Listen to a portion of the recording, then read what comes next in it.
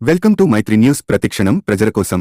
అనకాపల్లి గాంధీనగర్ వెలమ భవన్లో వెలమ కులాస్తుల ఆత్మీయ సమావేశం.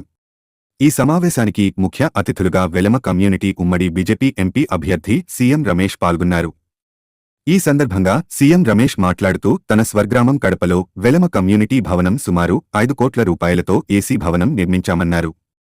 ఈ భవనం పేదధనిక అన్ని సామాజిక వర్గాలకు వివిధ కార్యక్రమాలు చేసుకునేందుకు ఈ భవనం రూపొందించామని తెలిపారు. అదేవిధంగా అనకాపల్లిలో సుమారు 18,000 వెలమ కులస్తులు నివసిస్తున్నారని, వారికి అన్ని విధాలుగా తన వంతు సహాయ సహకారాలు అందిస్తూ వెలమ భవన నిర్మాణాలకి నిధులు మంజూరు చేస్తానని తెలిపారు.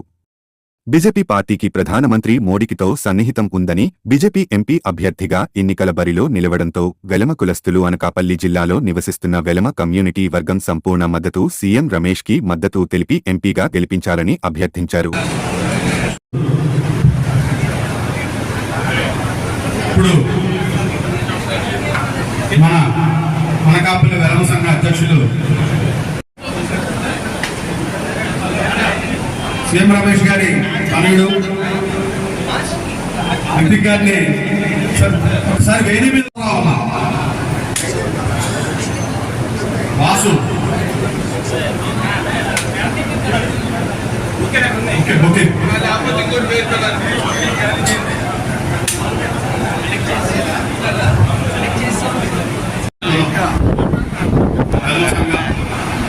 ఆత్మీయుల అందరికీ నా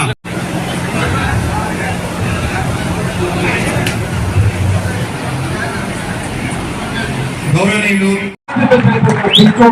అని చెప్పేసి తెలియజేస్తున్నారు.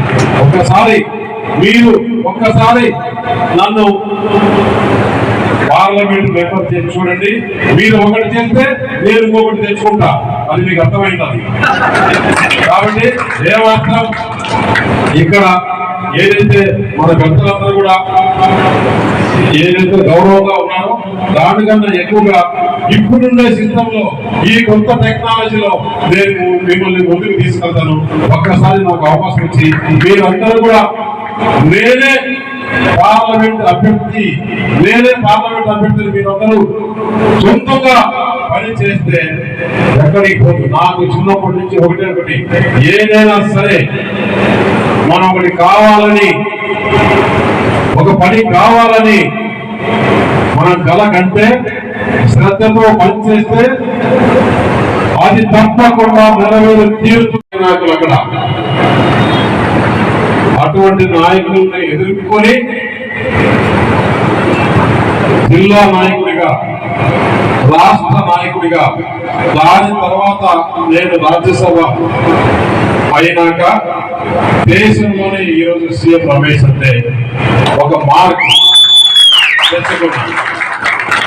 అటువంటి 500 కుటుంబాల నుంచి నేను వస్తే అంత చేస్తే ఈరోజు అనకాపల్లి నిజంగా నేను కోరుకున్నది కాదు, ఆ భగవంతుడు ఇక్కడికి పంపించాడు. నాకు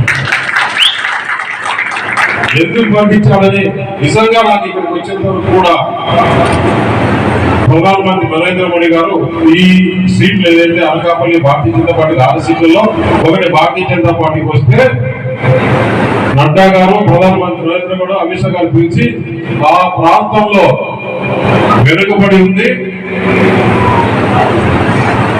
వెలవాసు కూడా ఎక్కువ ఉన్నారు, నువ్వు అక్కడికి వెళ్ళి పోటీ చేయాలన్నారు. నా అదృష్టంగా భావించి ఇక్కడికి వచ్చా. మీకు ఒకటి చెప్తున్నా, 500 ఓట్లలో నుంచి అంత దూరం ఎదిగిన వాడిని ఈ రోజు దాదాపు 3-3.5 లక్షల ఓటర్స్ ఉంటే నాకు ఎంత శక్తి ఇచ్చినాడు ఆ భగవంతుడు, ఎంత శక్తి.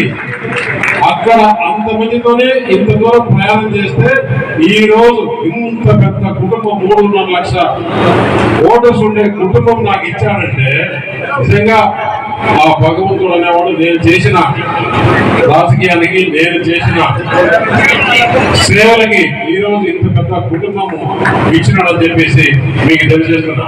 నేను ఒకటే చెప్తున్నా, ఇక్కడ మన వారంతా చాలా వెనుకబడి ఉన్నారు, ఉద్యోగ అవకాశాలు తక్కువ ఉన్నాయి. దానికి ఉదాహరణ రాష్ట్రపతి చేశారు.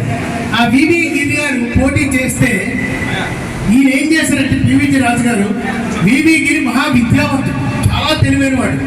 సో ఈయన మీద పోటీకి ఎవరిని పెట్టారంటే ఎవరు పివి రాజు. ఆ వివి గిరిని ఓడించడానికి ఒక కొండ దొరను పెట్టాడు. ఏమీ చదువుకొని కొండ దొరను పెట్టాడు. కొండ దొర గెలిచేశాడు. ఎందుకంటే పివి రాజు ఏం చెప్పి మనం అక్కే ఓట్లేసాం. ఆ కొండ దొర గెలిచిన తర్వాత పార్లమెంట్కి వెళ్ళి ఢిల్లీ వెళ్ళాడు. వెళ్ళిన తర్వాత సెషన్స్కి వెళ్ళే ముందు స్నానం చేయాలి కదా, బాత్రూమ్కి వెళ్ళాడు. ఆ బాత్రూమ్ డోర్ లోపలికి వెళ్ళాడు, వేసుకున్నాడు, తీయలేకపోయాడు. ఆ డోర్ సిస్టమ్ వేరే ఉంటుంది కదా. అది ఎందుకు చెప్తానంటే ఆ 5 సంవత్సరాలు అక్కడ ఉన్నాడు, ఏమీ చేయలేదు. ఫైనల్గా మనం అడిగితే సరదాగా అడిగితే ఒకటి అన్నాడు, ఈ 5 సంవత్సరాల్లో నేను తెలుసుకున్నది ఏంటంటే బాత్రూమ్ డోర్ ఎలా ఓపెన్ చేయాలో తెలుసు. అదండి. అందుకని ఇది ఒక్కటే అత్యంత ఎవరి మీద వ్యతిరేకం కాదు నేను. కానీ సమర్థుని పంపిస్తే ఏదో ఒకటి చేస్తాడు ఇక్కడ, ఈ ప్రాంతాన్ని అభివృద్ధి చేస్తానికి ఆశ. అలా కాకుండా మనం ఆ కొండదొరలకి పంపించారు కూడా చదువుకోని వాళ్ళు, ఆ డోర్ కీప్ నేర్చుకుంటారు. సో అది మీరే నిర్ణయించుకోండి. ఎందుకంటే ఎక్కువ మాట్లాడి విసిగించడం. అయితే ఒకే ఒకటి మాట, ఆయన సమర్థుడు సమర్థుడు సమర్థుడు నేను చెప్పడం కాదు. మీరు లోక్సభకి ఎన్నుకోవడం వేరు, రాజ్యసభకు వెళ్ళాలంటే మాత్రం మీకు తెలుసు కదా, అది మేధావుల సభ. 12 సంవత్సరాలు ఉన్నాడంటే చిన్న విషయం అంటే. ఆయన మంచి ప్లానింగ్ ఉంది. దానికి ఒకే ఒక ఉదాహరణ, వాళ్ళ అబ్బాయి రితిక్ ఉన్నాడు. ఒకసారి రితిక్ లేదు సే అల్లుటి ఎందుకు చెప్తాను రితిక్ అంటే మీకు తెలుసా, చదివింది ఏంటో తెలుసా? ఆయన యూకేలో చదివింది కొంచెం ఎకనామెట్రిక్స్ అండ్ ఫైనాన్స్. అది ఎంత షాకింగ్ అంటే అటువంటి కాంబినేషన్